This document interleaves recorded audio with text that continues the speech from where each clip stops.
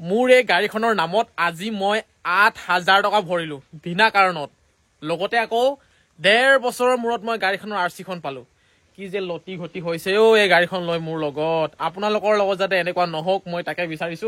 আৰু কিয় মই 8,000 টকা ভৰিব লগা হ'ল সকলোবোৰ কৈ আছো। এয়া মোৰ লগত প্ৰমাণ আছে আজি। সকলোবোৰ কম, ভিডিঅ'টো চাই থাকক আপোনালোকে। যোৱাকালি কস্তুৰীৰ 4 বছৰীয়া জন্মদিন আছিলে, সেইবাবে দুলীয়াজানৰ পৰা এজন মহা আৰু এইজন মহা আছিলে। কিন্তু কালি বহুত বেছি জমি গ'ল, কাৰণ মানে গাড়ীখন হৌৱাত ফচি গ'ল।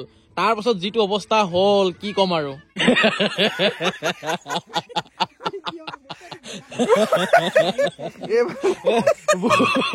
বোকা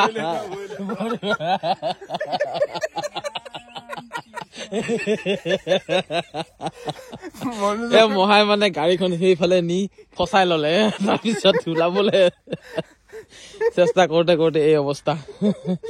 কেলে নিলে বাৰু সেইফালে চাওকচোন বাৰু, আগচকাটো ফচি গ'ল মানে, সেইটো কাৰণে এই অৱস্থা। নানা ধৰণৰ ৰেচিপি বনোৱাত এক্সপাৰ্ট আমাৰ মাহীজনী, আৰু এতিয়া তৎক্ষণাত বনাই ললে ইয়াত তিল গাহৰি। এইটো বনাইছে কেনেকে কওকচোন?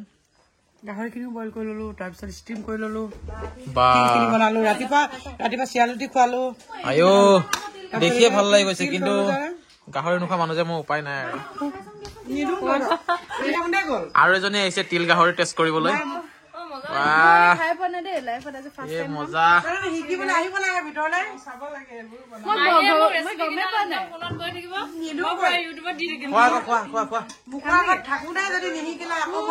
আপুনি আকৌ কি বনোৱাত ব্যস্ত? গাহৰি ফ্ৰাই মানে সকলো ফালে কেৱল গাহৰিয়ে চলিছে আজি। এই পথাৰৰ মাজত কাপোৰ খোলাত লাগিছে যে। এইখনক কি বুলি কয়? এইখনক গালে। বঢ়িয়া। এতিয়া কি কৰিবা পিন্ধি? আজিকালি যে সকলোৰে কেৱল ৰিল বনোৱাতহে ধান্দা।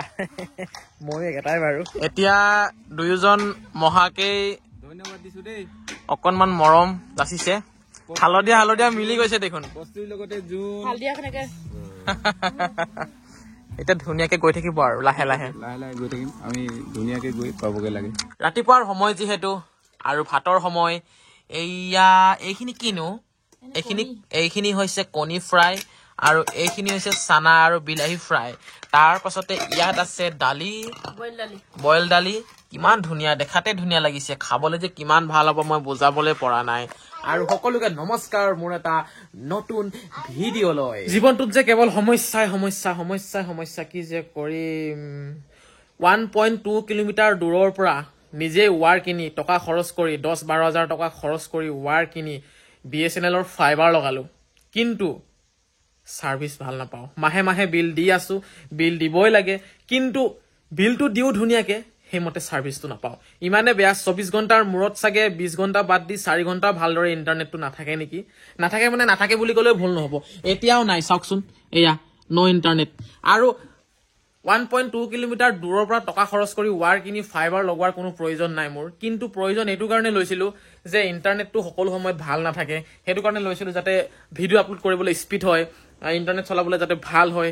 আমি কাৰণ সদায় ভিডিঅ' আপলোড দি থাকোঁ, বহুত ভিডিঅ' আপলোড দি থাকোঁ, যাতে অসুবিধা নহয়। সেইটো কাৰণে ইমান দূৰৰ পৰা টকা খৰচ কৰি ৱাৰ কিনি ফাইবাৰ লগাইছো, কিন্তু ছাৰ্ভিচ কাম নাই।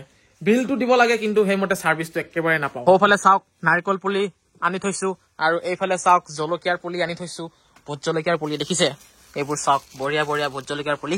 এয়া মজা ভোট জলকীয়াৰ পুলি। মানে যিহেতু ভোট জলকীয়াৰ পুলি ৰোৱাৰ সময় আহিছে, ভাবিছো কেইজোপামান পুলি ধুনীয়াকৈ ৰুই দিওঁ। আচাৰ বনাবলৈ হ'ব, খাবলৈও হ'ব। মনোজ ভাই তামোল পুলি ৰুইছে। এয়া তামোল পুলি মানে মই কেইজোপামান আৰম্ভ কৰিছিলো ৰুবলৈ। এয়া 1 জোপা 2 জোপা 3 জোপা 4 জোপা 5 6 7 8 মানে 8 জোপা তামোল পুলি মই ৰুলো।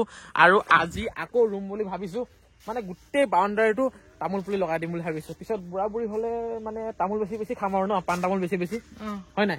চাকৰি বাকৰিটো নাই আৰু পেঞ্চন পাবলৈ। এতিয়া আহিছো মই গাড়ীখনৰ কথা লৈ, যে কিয় মই 8,000 টকা ভৰিব লগা হ'ল। কিন্তু সেইটো কথা কোৱাৰ আগতে মই ক'ব লাগিব যে আৰচিখননো ইমান দেৰি কিয় হ'ল।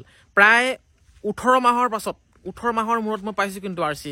গাড়ীখন লৈছিলো মই যোৱা 22 চনৰ মে মাহত লখিমপুৰৰ শইকীয়া অটো ডিলাৰৰ পৰা লৈছিলো। তাৰপৰা আজিলৈকে গাড়ীখনটো কিমান দিন হৈ গ'ল আপোনালোকে গম পাইছে, আৰু 1 বছৰ 8 মাহ মান হৈ গ'ল। মই গাড়ীখন ৰেজিষ্ট্ৰেশ্যন কৰিছোঁ নিজৰ ডিষ্ট্ৰিক্টত, মানে ধেমাজিৰ দ্বিতীয় অফিচত গৈ মই নিজে ৰেজিষ্ট্ৰেশ্যন কৰিছোঁ। গাড়ীখন লৈছোঁ মই লখিমপুৰ ডিষ্ট্ৰিক্টৰ পৰা। তাৰ পাছত ৰেজিষ্ট্ৰেশ্যন কৰা হৈ গ'ল। হোৱাৰ পাছত মই অফিচত সুধিলোঁ যে RC-খন বাৰু কেতিয়া পাম। তাৰপৰা অফিচৰ ফালৰ পৰা ক'লে যে এমাহ 1.5 মাহ হয়তো লাগিব, আপোনালোকৰ ওচৰৰ ডাকঘৰত পাই যাব, ডাকঘৰত যাব RC-খন বুলি ক'লে। তাৰপিছত মই ডাকঘৰত খবৰ কৰি থাকোঁ আহিছে নেকি বুলি, নাই RC নাই, খবৰ নাই, RC অহা নাই। তাৰপৰা এনেকৈ কওঁতে কি হ'ব এতিয়া।